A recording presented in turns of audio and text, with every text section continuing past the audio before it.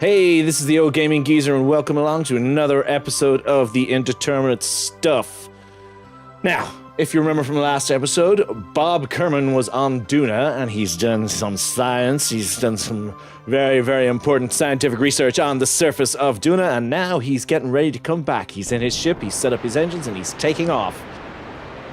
Leaning over onto the 90 degrees, I have set my target as the Dunopolis 1, which is still in orbit, and we're going to try and go for a...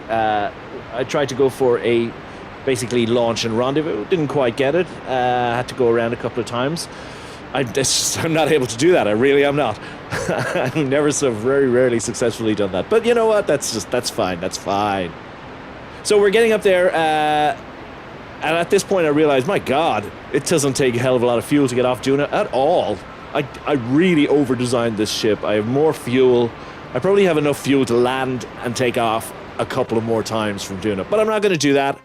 I'm going to get up and dock with the ship. Because Bob's got to get back to the Dunopolis 1. Because this is only part 1 of this mission. We've got to get out to Ike and land on Ike as well. Now, I stopped recording for a few minutes here. I think I actually just stopped playing and go out. And then when I got back, I actually totally forgot to start recording again. And that's just after here. I'm just about to do my orbit burn to put myself into orbit. I'm not close enough, unfortunately, to the Dunopolis 1. It's quite a distance behind me. So I didn't, as I said before, I didn't have a successful launch to rendezvous. But that's okay. So when I did get back, and I started playing again, and I docked the lander with the Dunopolis 1, I forgot to record it. So we already have it here. We're already docked. And I'm just playing around with my fuel here to see I was trying to decide, am I going to discard this lander at this point? Or am I going to hold on to it? I didn't have enough space in my main ship to dump all the fuel into that, so I'm just screwing around here with the putting the fuel back into the lander so they don't have an off-center thrust, which unfortunately means that, well, it's not unfortunate, but I don't have very much fuel right now in the Dunopolis 1 per se, but I've got loads of spare fuel in the lander, so I'm going to hold on to the lander for now. Bob gets out and picks up all of the science from the capsule, from the science storage facilities in the capsule, and he flies over to the main capsule of the Dunopolis 1 and gets all the stuff in there. And there you see in the background is our next target, Ike. Now, unlike most other planets in Kerbal Space Program, which have generally some sort of real-world corresponding planet in our own solar system, Ike is different. Duna is the fictional version of Mars in the game, but Mars has got 2 small moons. They're basically captured asteroids, Phobos and Deimos, and Ike is nothing like either of those, nothing like them at all. Phobos, which is, I think, Greek for fear, and Deimos, which I believe is Greek for horror or terror or something like that. I'm not really sure. And they were discovered in the early 20th century by an American astronomer whose name escapes me right now. But in 1726, Jonathan Swift published the novel Gulliver's Travels. And in that novel, in 1726, somebody in the book, it said that astronomers had discovered 2 moons of Mars. So that's pretty cool. That's... they've appeared in fiction before they appeared in reality, in science per se. But they're different from other moons. They're actually odd. Phobos is the largest of the 2 moons, and but it's closer to the surface of Duna. And it actually rotates so fast that it rises in the west and sets in the east. And I think it rises and sets twice, maybe a little bit less than twice, maybe 2.5 times in a Martian day, which is odd. Deimos then is much, much higher. But it's also much, much smaller. And Deimos is pretty much a big rock, whereas Phobos is odd in the fact that its density is much lower than it should be for an object of this size. So the astronomers think that it's possibly there's a lot of ice in there. Maybe it's even a captured comet. Who knows? I don't know. Well, now that we're getting into orbit around Ike, we're going to get back to talking about the game. And so we have just burned to put ourselves into a nice little Ike orbit, and everything is looking pretty good. Now, again, we're trying to figure out who's going to go down to Ike. Because Bob went down to Duna, I guess it's probably going to be Bill this time. We're getting around into the daylight side. Just so we can see what's going on. And look at that. Ike is just a big grey rock. It is, yeah, it's just a grey rock. So I figure it's now time we gotta start thinking about getting our shit together to go down. Bill gets out of the ship and, he does a EVA report, and we get back in and we go through the science we have and transmit what we can transmit back to Kerbin without losing any of the information here now. So we're keeping more data. We're going to transmit this data, and we're going to transmit this data. And so now I think that it's time we prepped now to go down to the surface, because we've got the guys, we're ready to go. Who's going to go down? It's going to be Bill, because Bob went down to Duna, so Bill is going down to Ike. Jeb is like, what about me, boys? What the hell about me? Well, you know what? Give the other guys a chance, Jeb. Give the other guys a chance. So Bill EVA's out, and he goes down to the Ike lander, getting onto the ladder there and climbing into the ship. It's all looking good. Quick double check on our fuel situation, because we did have that fuel cross-feed problem in the last episode. And so we're going to RCS the main ship away from the Ike. Whoops, we had a little bump there.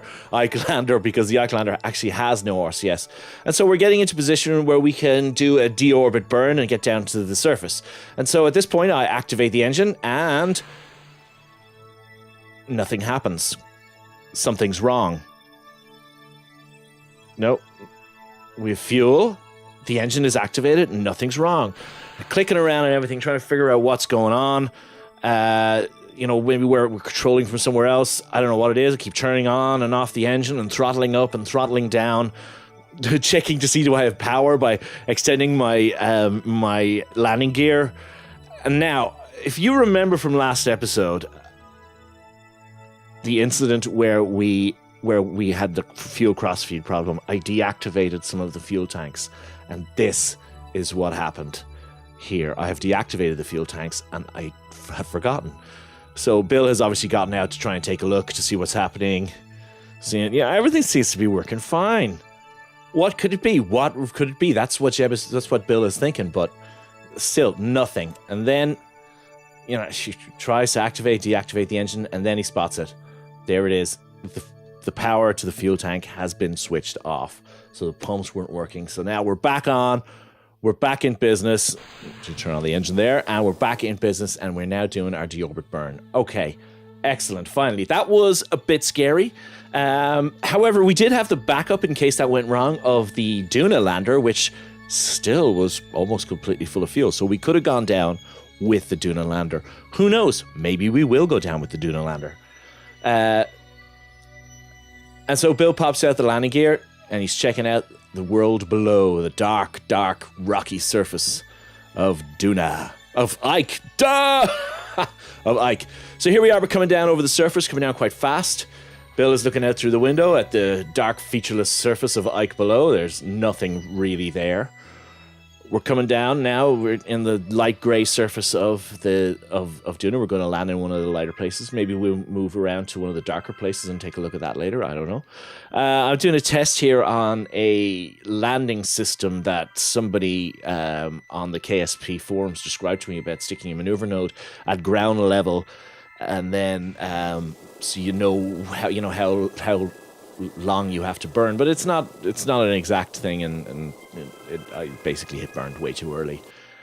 Basically, it meant if you put the maneuver node at ground level and burn at the time it says before it tells you to burn that the burn is going to be, by the time your speed hits 0, you're on the ground.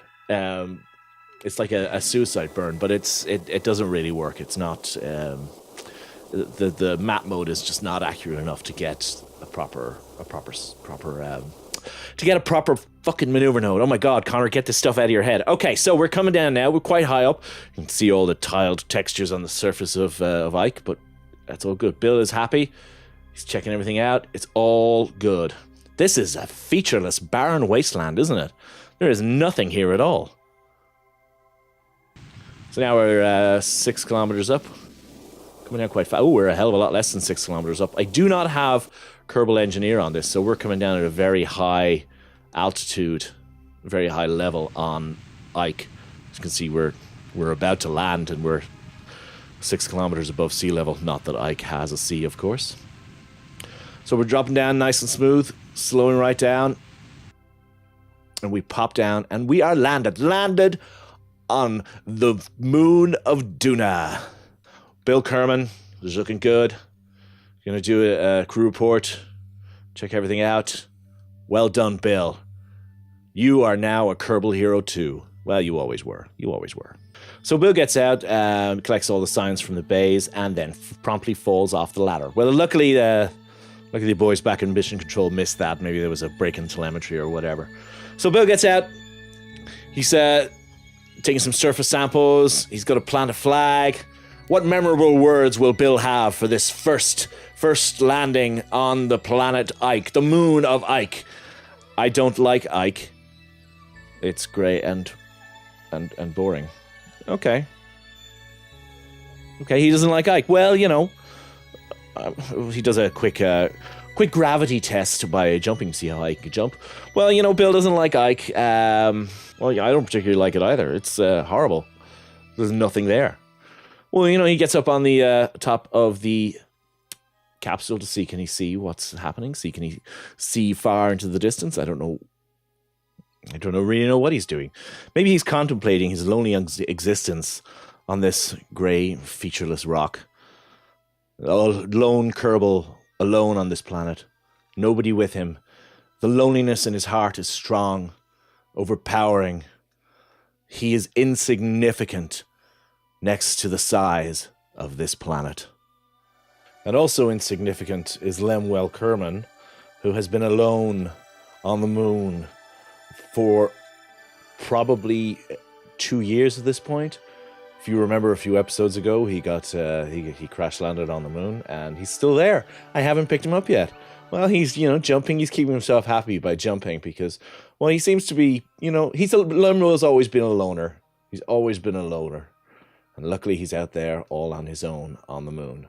Now, unlike Lemwell, Nelvis Kerman is not a loner, but at least he has a rover. Now, he's been on Minmus for, I don't know, maybe a year.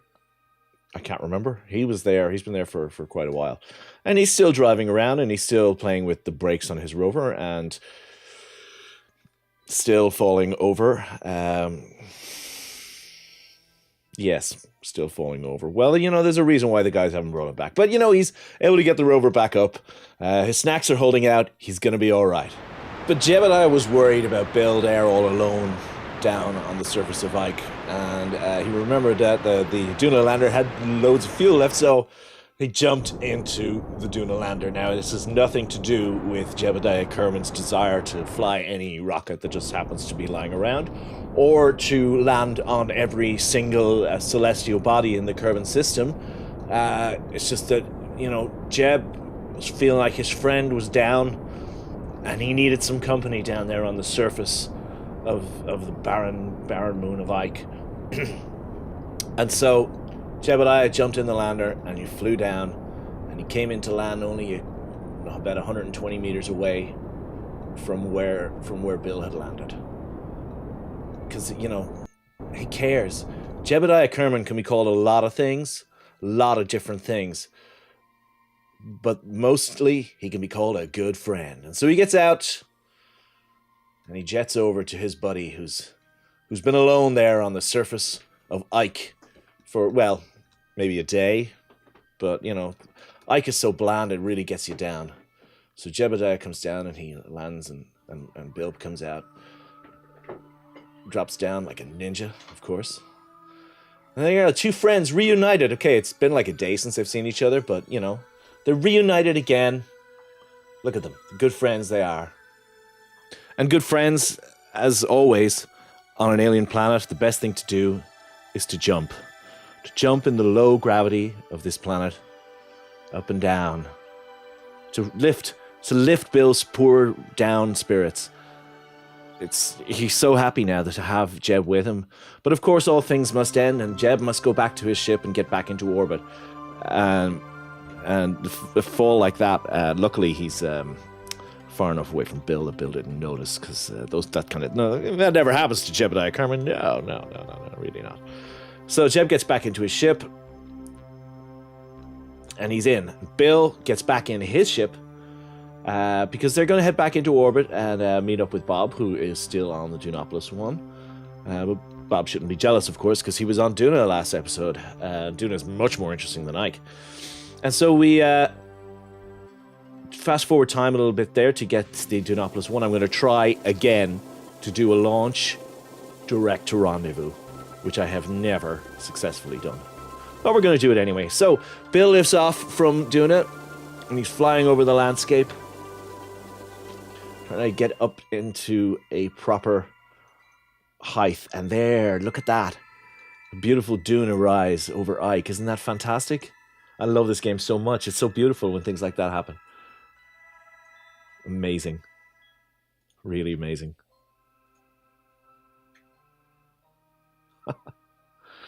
You gotta love this game. I'm sure Bill was watching that out of his porthole. And so now he's got to burn to circularize his orbit, and he does so. And Jebediah also has to get off Ike. He's going to try and head back up to the Dunopolis 1 as well, as he turns himself over and gets onto an orbital vector. Again, we see the beautiful Duna rise over Ike. And again, I stopped to look at it because it just looks amazing, even though I had just seen it 5 minutes before when I was playing. But, I mean, it's just fantastic. It's beautiful. I can't help just looking at it. And I'm sure Jebediah in his pod there is loving it as well. And so we're now up back with Bill as he's coming into dock with the Dunopolis 1.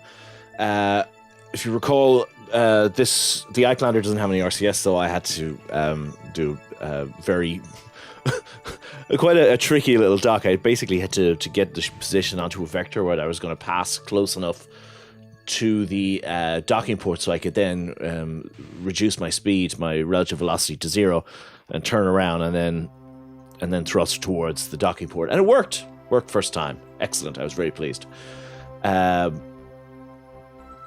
Cool. I got to remember next time to use a ship of that design to put RCS on it. Of course, I put it on the wrong end. I realized just after I docked that this ship needs to be on the other end.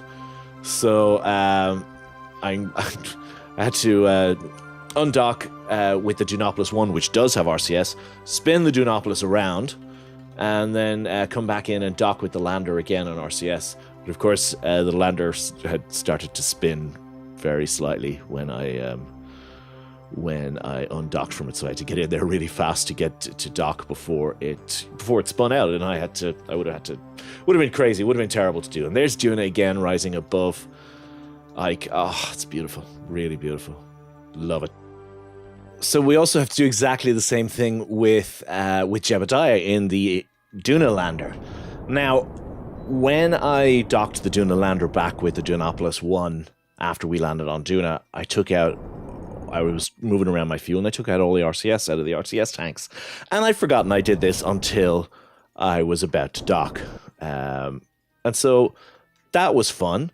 So I had to do exactly the same thing with this ship. I had to bring it in such a way that I could dock it without RCS.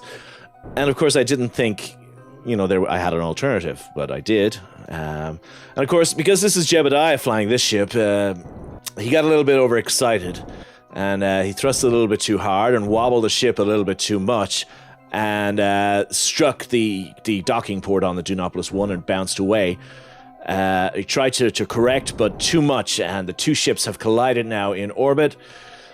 It's pretty much a disaster going on here, although I don't think it's of catastrophic proportions. I don't think anything got damaged, but that could have been really bad. So now Bill and Bob in the Dunopolis 1 decide to take over docking duties here, and they've just told to Jebediah, Jeb, just stop pressing the buttons, just sit back from the joystick, just stop doing it. We're going to take care of the docking.